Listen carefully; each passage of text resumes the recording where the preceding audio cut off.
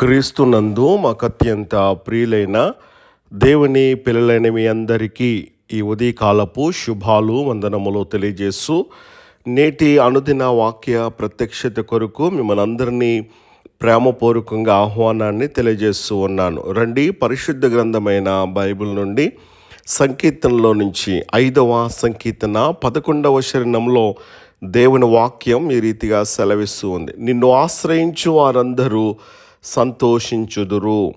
నిన్ను ఆశ్రయించు వారందరూ సంతోషించుదురు.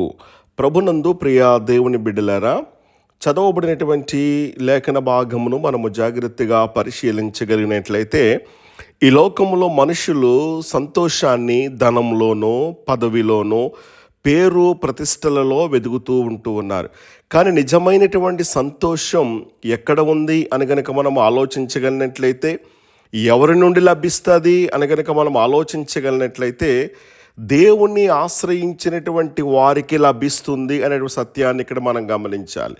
దావీదు అనేక కష్టాలు, శత్రువుల మధ్యలో జీవించినప్పటికీ కూడా ఒక గొప్ప సత్యాన్ని ప్రకటిస్తూ ఉన్నాడు. అదేమిటి అని కనుక మనం ఆలోచించగలిగినట్లయితే, నిన్ను ఎవరైతే ఆశ్రయిస్తారో వారందరూ కూడా సంతోషిస్తారు అని చెప్పేసి. అంటే దేవుణ్ణి ఆశ్రయించుట అంటే ఏంటి? ఆయన మీద సంపూర్ణమైన విశ్వాసం ఉంచి ఆయన రక్షణలో జీవించటం. దేవుని ఆశ్రయించేటువంటి వారికి భయం ఉండదు. దేవుని ఆశ్రయించేటువంటి వారందరూ కూడా పరిస్థితులను చూసి ఏమాత్రం కూడా కృంగిపోరు. ఎందుకంటే వారి రక్షణ దేవునిలోనే ఉన్నది. దేవునికి మహిమ కలుగునుగా. అందుకని 46వ సంకీర్తన 1వ చరణంలో దేవుడు మనకు ఆశ్రయమును దుర్గమునై ఉన్నాడు. దానియేలు సింహాల గుహలో ఉన్నప్పుడు దేవుణ్ణి ఆశ్రయించాడు. దేవుడు అతనిని కాపాడాడు. దావీదు గొలియాతును ఎదుర్కొన్నటువంటి ఆ పరిస్థితుల్లో తన బలాన్ని కాదు కానీ దేవుని ఆశ్రయాన్ని నమ్ముతూ ఉంటూ ఉన్నాడు. అలాగైతే కనుక మన చుట్టూ సమస్యలు ఉన్న దేవుడు మన ఆశ్రయమైతే భయం అనేది అవసరం లేదనే సత్యాన్ని మనం గమనించాలి. దేవుణ్ణి ఆశ్రయించేటువంటి వారికి రక్షణ లభిస్తూ ఉంటూ ఉంది. 5వ సంకీర్తన 11లో మనం చదువుతూ ఉన్నాము, నీవు వారిని కాపాడుచున్నావు. సామెతలు 18:10లో కూడా మనం చూస్తూ ఉన్నప్పుడు యెహోవా నామం బలమైనటువంటి దుర్గము అని దేవుని వాక్యంలో మనం చదువుతూ ఉన్నాం. దేవుడు తన పిల్లలను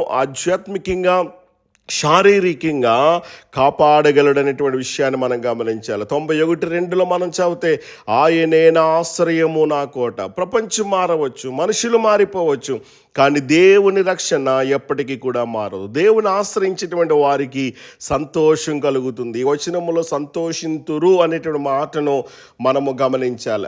ఈ యొక్క మాట చాలా ప్రధానమైనది. లోక సంతోషం తాత్కాలికంగా ఉంటుంది, కానీ దేవునికి సంతోషం శాశ్వతంగా ఉంటుంది. రోము రాసిన పత్రిక 15:13లో మనం చూస్తూ ఉన్నప్పుడు, విశ్వాసమందు సమస్త సంతోషమును సమాధానమును మీకు కలుగజేయునుగా అని చెప్పేసి మనం చదువుతూ ఉన్నాం. కనుక పౌలు శీలలు చెరసాలలో ఉన్నప్పుడు కూడా దేవుణ్ణి వారు స్తుతించారు. వారి పరిస్థితులు మారలేదు, కానీ వారి హృదయాలలో దేవుని యొక్క ఆనందం నిండింది. దేవునికి మహిమ కలుగునుగాక. సంతోషం పరిస్థితుల నుండి కాదు కానీ ప్రభువు సన్నిధి నుండి వస్తుందనేటువంటి సత్యాన్ని మనం గమనించాలి.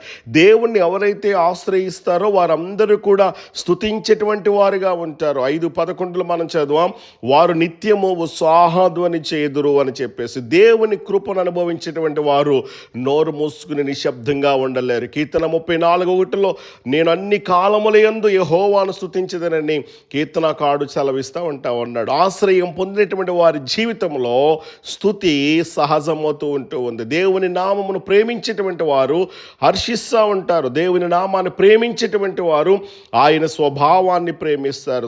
సంకీర్తన 27లో మనం చదువుతున్నప్పుడు, కొందరు రథములు బట్టి, కొందరు గుర్రములు బట్టి నమ్ముతూ ఉంటారు, మనమైతే యెహోవా నామమును జ్ఞాపకం చేసుకుంటామని దేవుని యొక్క వాక్యములు మనం చదువుతూ ఉన్నాం. దేవుని యొక్క నామములో శక్తి ఉన్నది, రక్షణ ఉన్నది, నిరీక్షణ ఉన్నది. అలాగైతే కనుక ఈరోజు మనం ఎవరిని ఆశ్రయిస్తున్నాం? మన బలాన్న, మన సంపదన, మనుషులనా, లేక దేవునినా?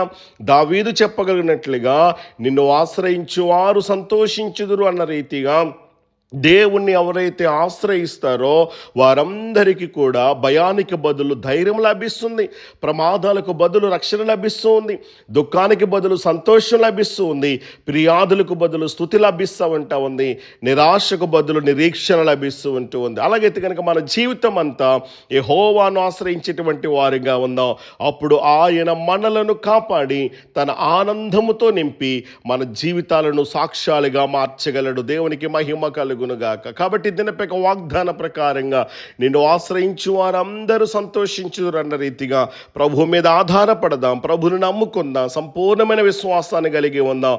ఆ రీతిగా మనం ఉండగలిగినట్లయితే కృపగల దేవుడు మనందరి జీవితంలో గొప్ప కార్యాలు చేయడానికి ఇష్టపడుతూ ఉన్నాడు. అలాంటి గొప్ప కార్యాలు, సంతోషం, ఆనందం, సమాధానం ఈ దినాన మనందరికీ కృపగల దేవుడు అనుగ్రహించును గాక. ఆమేన్.